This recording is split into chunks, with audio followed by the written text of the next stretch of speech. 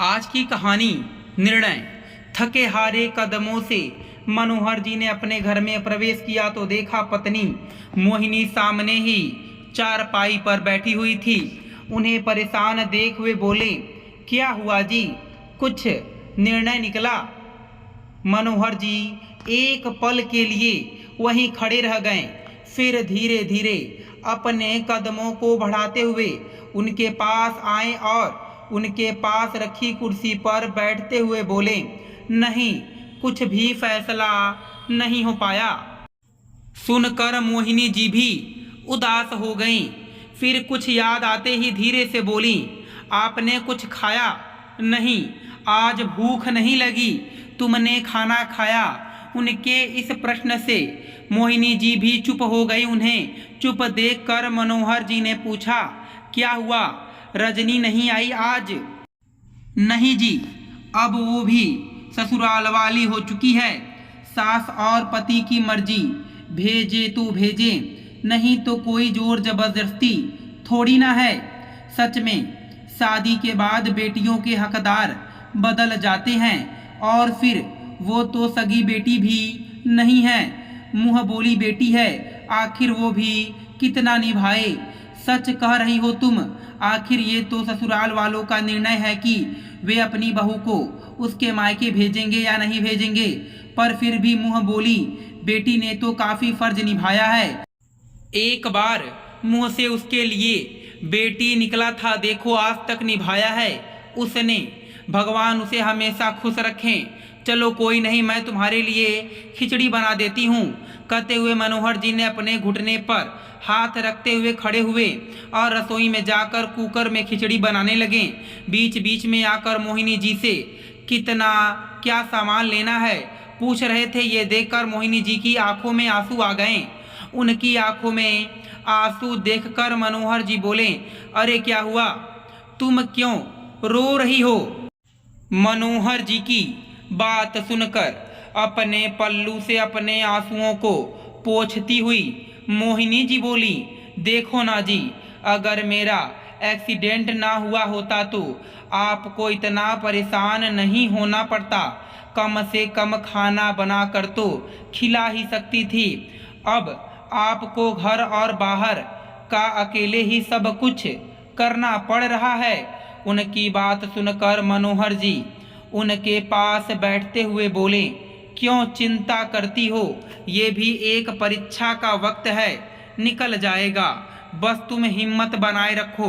तुम्हारा हंसता मुस्कुराता चेहरा मुझे बहुत हिम्मत देता है। क्या फर्क पड़ता है कि आज सगी बेटी ही साथ नहीं दे रही है तो? कहते कहते मनोहर जी उदास हो गए। इसी बात का तो दुख है कि अपनी ही बेटी आज ये पूछ रही है कि आपने अपनी जिंदगी में किया क्या है। जिस बेटी को सिर आंखों पर बिठाया आज वही कहती रहती है। मोहिनी जी भी चुप हो गईं। आखिर करती भी क्या, हमेशा दोनों पति पत्नी अपनी ही बेटी की बात पर आते ही चुप हो जाते। मोहिनी जी और मनोहर जी का छोटा सा मध्यम वर्गीय परिवार था। 2 जुड़वा बच्चे, बेटा अजय और बेटी सुनंदा। अपने दोनों बच्चों के साथ मनोहर जी अपने माता पिता द्वारा बनाए गए बड़े से घर में रहते थे। लेकिन जब आज अजय 2 साल का था तब ऐसा बीमार हुआ कि उसे बचाया ना जा सका। भगवान ने बेटे को तो दिया लेकिन उसे जिंदगी ना दी। शायद यही किस्मत है। ये सोचकर मोहिनी जी और मनोहर जी ने अपना सारा लाड प्यार अपनी बेटी सुनंदा को ही दिया। सुनंदा पढ़ने में अच्छी थी। उसकी पढ़ाई लिखाई और शिक्षा पर कभी भी मनोहर जी और मोहिनी जी ने कोई कमी नहीं रखी। अपनी बेटी को ही हमेशा सर्वोपरि रखा। इस कारण वो थोड़ी जिद्दी भी थी। उसके ख्वाब कभी छोटे नहीं थे। जब उसने अपनी स्कूली शिक्षा अच्छे नंबरों से पूरी की तो उसने हायर एजुकेशन के लिए विदेश जाने की जिद की। अब मनोहर जी तो मामूली से क्लर्क थे, वो कहाँ से इतना पैसा लाते। इसलिए दोनों पति पत्नी ने बेटी की खुशी के लिए अपना मकान बेचने की फैसला किया और मकान बेचकर खुद 3 कमरे के इस मकान में आ गए। पर बेटी को पढ़ने के लिए विदेश जरूर भेजा।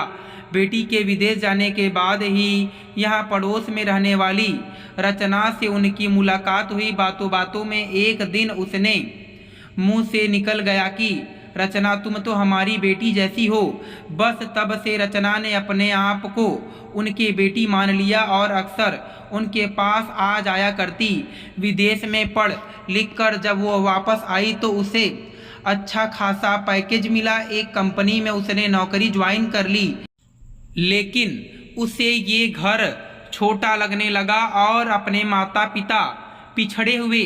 वो कई बार अपने माता पिता के रहन सहन को लेकर टोकने लगती थी। कंपनी से शाम को घर आती तो सीधा अपने कमरे में घुस जाती, ज़्यादा बात नहीं करती। रचना की शादी के समय भी मनोहर जी ने सुनंदा से काफ़ी कहा था, चल बेटा रचना की शादी है, बड़े प्यार से उस बच्ची ने हमें बुलाया है, वो भी तो हमारी बेटी ही है, तुम्हारी बड़ी बहन जैसी ही है, आप ही जाइए ऐसी लो क्लास शादी में। कहकर सुनंदा कमरे में चली गई, पर वो शादी में नहीं गई। कंपनी में जॉब करते समय ही उसकी मुलाकात रितेश से हुई। दोनों ही एक दूसरे को पसंद करने लगे। वो कभी भी रितेश को अपने घर लेकर नहीं आती थी। उसे अपने घर लाते समय उसे शर्म महसूस होती थी। उसे लगता था कि कहीं रितेश को ये ना लगे कि उसके माता पिता इतने पिछड़े हुए हैं और वो ऐसे छोटे से घर में रहती है। और एक दिन बिना अपने माता पिता को बताए उसने रितेश से कोर्ट मैरिज कर ली।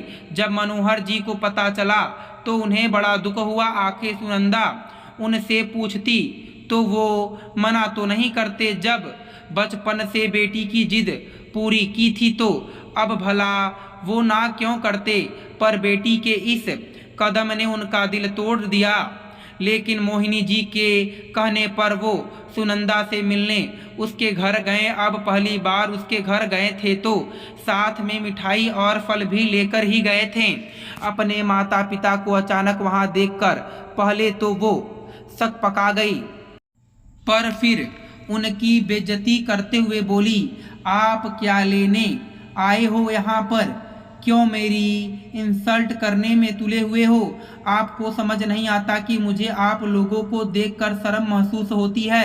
आप लोगों का कोई विलिंग स्टेटस नहीं है। अच्छा हुआ मेरे सास ससुर यहाँ नहीं रहते, नहीं तो जिंदगी भर के लिए ताने पड़ते मुझको। आज तो आ गए तो आप आइंदा मत आइएगा, प्लीज मुझे शर्मिंदा करना बंद करो, कहकर सुनंदा ने हाथ जोड़ दिए। उसकी बात सुनकर मोहिनी जी की आंखों में आंसू आ गए।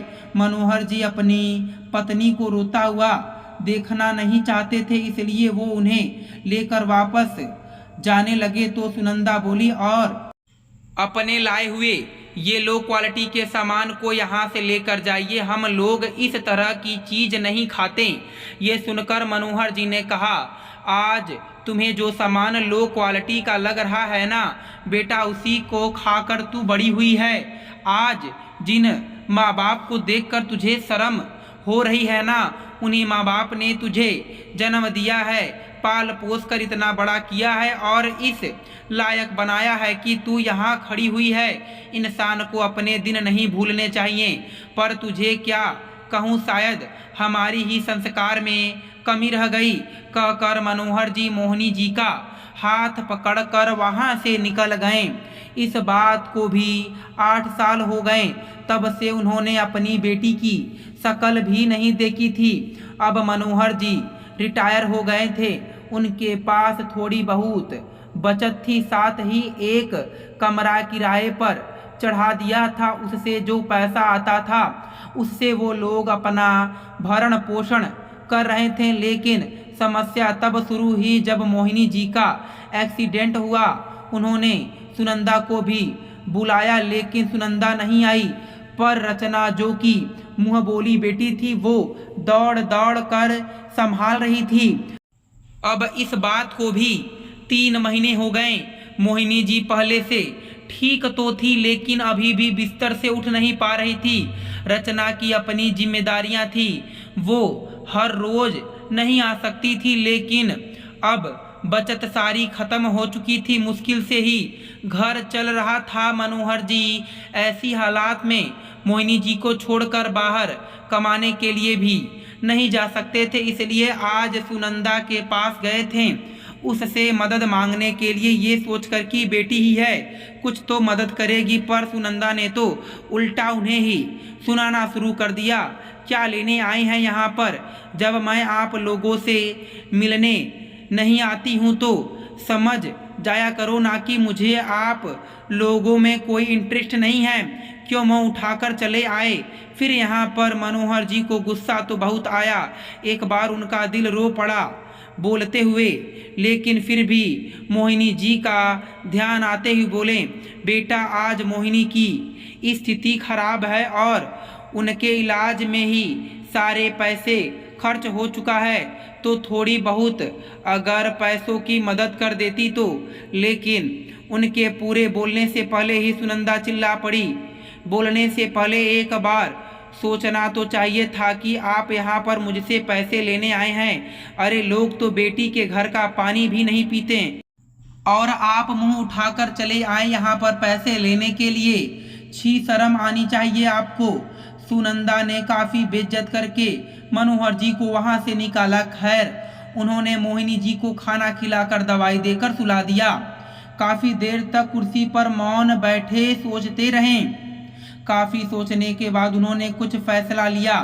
दूसरे दिन सुबह किराएदार घर पर ही था तो उससे कहा कि वो मोहिनी जी का कुछ देर ध्यान रखें, मैं 1 घंटे में ज़रूर काम निपटा कर आता हूँ। फिर वो ज़रूरी काम से निकल गए। वहाँ से निकलकर वो अपने दोस्त के घर गए जो कि एक वकील भी था और अपनी पूरी स्थिति बताते हुए उससे बोले, क्या तुम्हारे कानून में ऐसी कोई व्यवस्था है जो हमारी मदद कर सके? बेटी के लिए हमने अपना सब कुछ खर्च कर दिया और आज वो ही बेटी हमें कुछ समझती नहीं है। आज हम पैसे से मोहताज हैं, जबकि वो अच्छा खासा कमा रही है।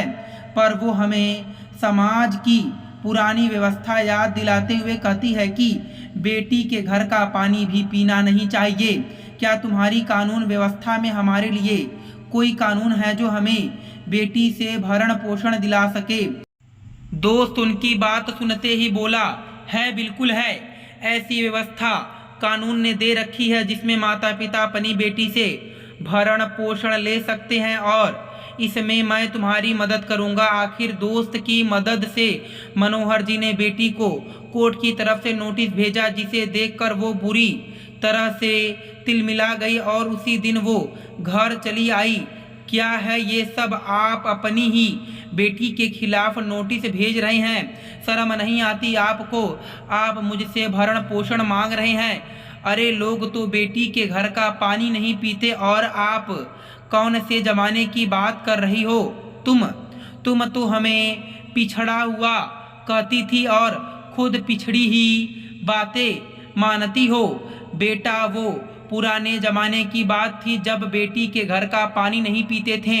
अब तुम शायद भूल गई, उस समय बेटी को भी इतना पढ़ाया नहीं जाता था और ना ही बेटी को पढ़ने के लिए विदेश भेजा जाता था, वो भी अपनी संपत्ति बेचकर। बेटा भरण पोषण तो हमारा अधिकार है, वो तो हम लेकर ही रहेंगे। मनोहर जी ने 2 टूक बात कहकर सुनंदा को बाहर का रास्ता दिखा दिया। आखिर कोर्ट ने भी मनोहर जी और मोहिनी जी के पक्ष में ही निर्णय सुनाया। इस दौरान मनोहर जी के दोस्त ने उनकी काफ़ी मदद की, पर आज सुनंदा को भरण पोषण देना ही पड़ा।